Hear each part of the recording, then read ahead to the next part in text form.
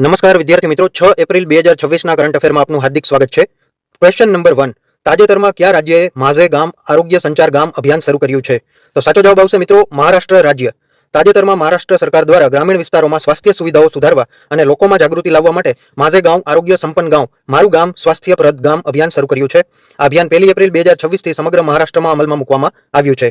ગ્રામીણ જનતાને તેમના ઘરઆંગણે ગુણવત્તાયુક્ત આરોગ્ય સેવાઓ પૂરી પાડવા અને નિવારક આરોગ્ય સંભાળ વિશે જાગૃતિ લાવવા માટે શરૂ કરાયું છે.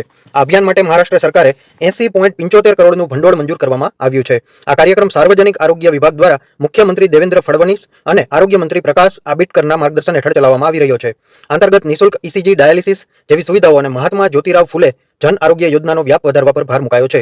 અહીં નોંધનીય છે કે ગુજરાતમાં પણ ગામડાઓ સુધી આરોગ્ય સેવાઓ પહોંચાડવા આરોગ્ય સેતુ અને આવો ગાંવ ચલે જેવા કાર્યક્રમો અમલમાં મુકાયા હતા.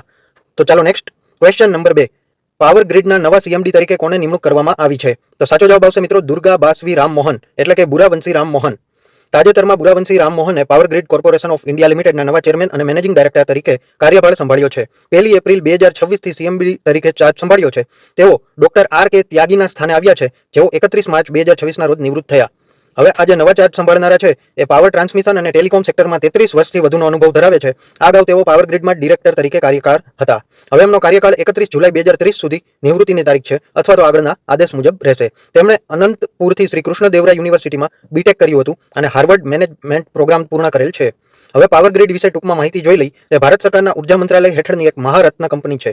તેનું મુખ્ય મથક ગુરુગ્રામમાં આવેલું છે. તો ચાલો નેક્સ્ટ ક્વેશ્ચન નંબર 3. એશિયન સ્વદેશ ફેડરેશન એવોર્ડ્સ 2026માં men's player of the year કોને મળ્યો છે? તો સાચો જવાબ આવશે મિત્રો અભયસિંહ.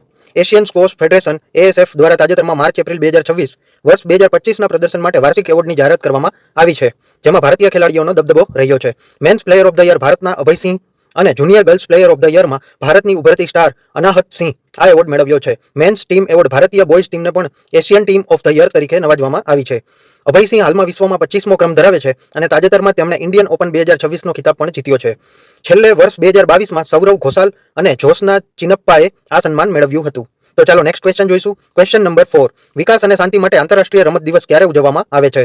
તો સાચો જવાબ આવશે મિત્રો 6 એપ્રિલ. આંતરરાષ્ટ્રીય સ્તરે રમતગમત દ્વારા સામાજિક પરિવર્તન, સામુદાયિક વિકાસ અને શાંતિ સ્થાપવા માટે દર વર્ષે 6 એપ્રિલના રોજ વિકાસ અને શાંતિ માટે આંતરરાષ્ટ્રીય રમત દિવસ એટલે કે international day of sports for development and peace ઉજવવામાં આવે છે.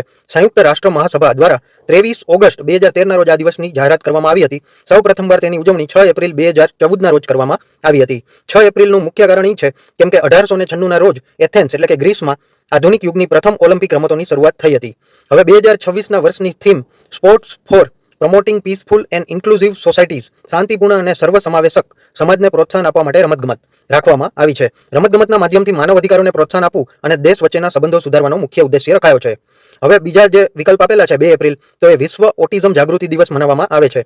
4 એપ્રિલ છે એક વિકલ્પમાં, એ આંતરરાષ્ટ્રીય ખદાન જાગૃતિ દિવસ એટલે કે international day four mine awareness, અને એક ઓપ્શન છે 7 એપ્રિલ, તો વિશ્વ આરોગ્ય દિવસ વર્લ્ડ હેલ્થ ડે, જે અત્યંત મહત્વનો છે. હવે નોંધનીય છે કે ભારતમાં રાષ્ટ્રીય રમત દિવસ એટલે કે નેશનલ સ્પોર્ટ્સ ડે 29 ઓગસ્ટના રોજ મેજર ધ્યાનચંદની જન્મજયંતિ પર ઉજવવામાં આવે છે. તો ચાલો નેક્સ્ટ ક્વેશ્ચન જોઈશું. Question number 5. નાટોએ 4 એપ્રિલ 2026ના રોજ તેનો કયો સ્થાપના દિવસ ઉજવ્યો? તો જવાબ આવશે મિત્રો 77મો. 4 એપ્રિલ 2026ના રોજ ઉત્તર એટલાન્ટિક સંધિ સંગઠન તે સ્થાપનાના 77 વર્ષ પૂર્ણ કર્યા. નાટોની સ્થાપના 4 એપ્રિલ 1949ના રોજ વોશિંગ્ટન ડીસીમાં કરવામાં આવી હતી. હવે જેનું મુખ્ય મથક બ્રસેલ્સ બેલ્જિયમનું છે. હાલમાં નાટોમાં કુલ 32 સભ્યો છે. તાજેતરમાં સ્વીડન 32મા સભ્ય તરીકે જોડાયું અને આના સેક્રેટરી જનરલ એટલે કે માર્ક રૂટે છે. નાટોના ચાર્ટરની કલમ 5 આર્ટિકલ 5 મુજબ જો કોઈ એક સભ્ય દેશ પર હુમલો થાય તો તમામ સભ્યો પર હુમલો ગણવામાં આવશે. રશિયા યુક્રેન યુદ્ધ અને યુરોપની સુરક્ષા વ્યવસ્થાને કારણે નાટો હાલમાં વિશ્વના સૌથી વધુ ચર્ચિત આંતરરાષ્ટ્રીય સંગઠનોમાંનું એક છે. તો ચાલો નેક્સ્ટ ક્વેશ્ચન જોઈશું. Question number 6. Athletics integrity unit મુજબ ડોપિંગના કારણે સૌથી વધુ સસ્પેન્ડ થયેલા એથ્લેટ્સ કયા દેશના છે? તો સાચો જવાબ આવશે મિત્રો ભારત. તાજેતરમાં જ એથ્લેટિક્સ ઇન્ટિગ્રિટી યુનિટ એઆઈયુના અહેવાલ મુજબ ભારત વિશ્વમાં પ્રથમ નંબરે આવ્યું કે જેના સૌથી વધારે ખેલાડીઓ સસ્પેન્ડ થયા હોય. હવે કુલ સસ્પેન્ડ ખેલાડીઓ ભારતના 148 છે, કેનિયાનું બીજા નંબરે છે 146 અને ત્રીજા નંબરે રશિયા છે 66 ખેલાડીઓ. હવે આ યાદીમાં 100 મીટર નેશનલ રેકોર્ડ ધારક Dutee Chand, middle distance runner Parvej Khan અને સ્પ્રિન્ટર શેખર ધનલક્ષ્મી જેવા મોટા નામો સામેલ છે. વર્લ્ડ એન્ટી ડોપિંગ એજન્સીના ડિસેમ્બર 2025માં જાહેર થયેલા વાર્ષિક રિપોર્ટમાં પણ ભારત 260 ઉલ્લંઘનો સાથે સતત ત્રીજા વર્ષે વિશ્વમાં પ્રથમ ક્રમે રહ્યું છે.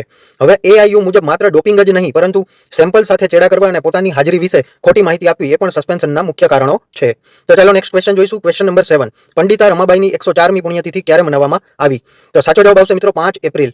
5 એપ્રિલ 2026ના રોજ મહાન સમાજ સુધારક અને મહિલા અધિકારોના પ્રણેતા પંડિતા રમાબાઈની 104મી પુણ્યતિથિ મનાવવામાં આવી. તેમનું અવસાન 5 એપ્રિલ 1922ના રોજ થયું હતું.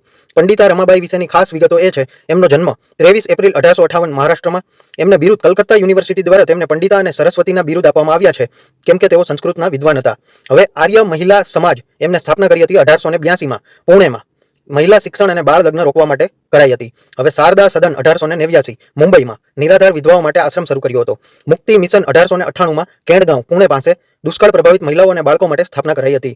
તેમનું મુખ્ય પ્રસિદ્ધ પુસ્તક the high caste Hindu woman 1887 છે, જે હિન્દુ મહિલાઓની સામાજિક સ્થિતિ પર પ્રકાશ પાડે છે. તેઓ ભારતીય રાષ્ટ્રીય કોંગ્રેસના 1889ના મુંબઈ અધિવેશનમાં 10 મહિલા પ્રતિનિધિઓમાંના એક હતા.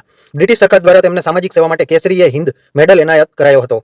તો ચાલો નેક્સ્ટ ક્વેશ્ચન જોઈશું. Question number 8. પ્રધાનમંત્રી ગ્રામીણ આવાસ યોજના ક્યારે શરૂ કરવામાં આવી હતી? તો સાચો જવાબ આવશે મિત્રો 2016. પ્રધાનમંત્રી આવાસ યોજના ગ્રામીણ PMAYGની શરૂઆત 20 નવેમ્બર 2016ના રોજ ઉત્તર પ્રદેશના આગ્રા ખાતે કરવામાં આવી હતી. અગાઉની ઇન્દિરા આવાસ યોજનાનું નામ બદલીને આ નવી યોજના અમલમાં મુકાઈ હતી. હવે તાજેતરમાં ભારત સરકારે આ યોજનાનો વ્યાપ વધાર્યો છે. આગામી 5 વર્ષમાં ગ્રામીણ વિસ્તારોમાં વધુ 2 કરોડ પાકા મકાનો બનાવવાનું લક્ષ્ય રખાયું છે. હવે મુખ્ય ઉદ્દેશ્ય સૌ માટે આવાસ, હાઉસિંગ ફોર ઓલ. ગ્રામીણ વિસ્તારોમાં કાચા અને જર્જરિત મકાનોમાં રહેતા ગરીબ પરિવારોને તમામ પાયાની સુવિધાઓ સાથેનું પાકું મકાન પૂરું પાડવામાં આવશે. મેદાની વિસ્તાર માટે સહાયની રકમ 1.20 લાખ છે. પહાડી, દુર્ગમ વિસ્તારો અને નક્સલગ્રસ્ત જિલ્લાઓ માટે 1.30 લાખ રખાઈ છે. આ રકમ કેન્દ્ર અને રાજ્ય સરકાર વચ્ચે 60-40ના ગુણોત્તરમાં વહેંચવામાં આવે છે. પહાડી રાજ્યોમાં 90-10નો ગુણોત્તર રખાયો છે. હવે વધારાનો લાભ લાભાર્થીને સ્વચ્છ ભારત મિશન હેઠળ શૌચાલય બનાવવા માટે વધારાના 12,000 અને મનરેગા હેઠળ 90 થી 95 દિવસની મજૂરીની સહાય પણ મળે છે. સામાજિક, આર્થિક અને જાતિ આધારિત વસ્તી ગણતરીના ડેટાના આધારે આ લાભાર્થીઓની પસંદગી કરવામાં આવશે. યોજનાની પારદર્શિતા માટે આવાસ એપ દ્વારા મકાનના બાંધકામના વિવિધ તબક્કાના ફોટા અપલોડ કરવામાં આવે છે. હવે બીજી યાદ રાખવા જેવી બાબતો એ છે કે PMAY અર્બન એટલે કે શહેરીનું જો પૂછવામાં આવે તો જૂન 2015માં શરૂ થઈ હતી અને ગ્રામીણ નવેમ્બર 2016માં શરૂ થઈ હતી. તો ચાલો નેક્સ્ટ ક્વેશ્ચન જોઈશું. Question number 9. સિપાહી ઝાલા પંચાયત કયા રાજ્યમાં આવેલી છે જેને શ્રેષ્ઠ જિલ્લા પંચાયતનો એવોર્ડ મળ્યો છે? તો સાચો જવાબ આવશે મિત્રો ત્રિપુરા. તાજેતરમાં પંચાયતી રાજ મંત્રાલય દ્વારા જાહેર કરવામાં આવેલા પુરસ્કારોમાં ત્રિપુરા રાજ્યની સિપાહી ઝાલા એટલે કે જિલ્લા પંચાયતને તેની ઉત્કૃષ્ટ કામગીરી બદલ શ્રેષ્ઠ જિલ્લા પંચાયતનો એવોર્ડ આપવામાં આવ્યો છે. રાષ્ટ્રીય પંચાયતી રાજ દિવસ દર વર્ષે 24 એપ્રિલના રોજ ઉજવવામાં આવે છે. આ દિવસે જ સામાન્ય રીતે પંચાયતોને પ્રોત્સાહિત કરવા માટે એવોર્ડ આપવામાં આવે છે. આ પંચાયતને ગ્રામીણ વિકાસ, સ્વચ્છતા, ડિજિટલ સાક્ષરતા અને કેન્દ્રીય યોજનાઓના અસરકારક અમલીકરણમાં સમગ્ર દેશમાં મોખરે રહીને આ સ્થાન મેળવ્યું છે. ત્રિપુરા વિશે વધારાની માહિતી.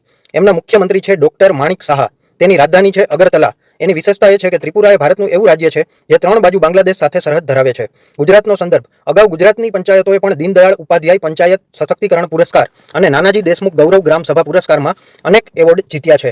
બંધારણના 73માં સુધારા 1922 દ્વારા પંચાયતી રાજને બંધારણીય દરજ્જો મળ્યો હતો અને તે બંધારણના ભાગ 9 અને અનુસૂચિ 11માં સામેલ છે.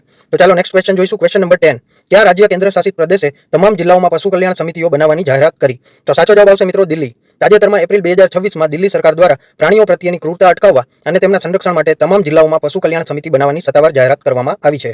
હવાનો મુખ્ય ઉદ્દેશ્ય રખડતા પશુઓની સંભાળ, બીમાર પ્રાણીઓની સારવાર અને પ્રાણીઓ પર થતી હિંસા અટકાવવા માટે સ્થાનિક સ્તરે દેખરેખ રાખવામાં આવશે.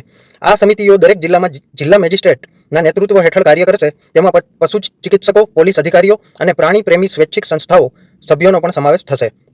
આ પહેલ prevention of cruelty to animals act 1960ને વધુ મજબૂત રીતે અમલમાં મૂકવામાં લેવામાં આવે છે.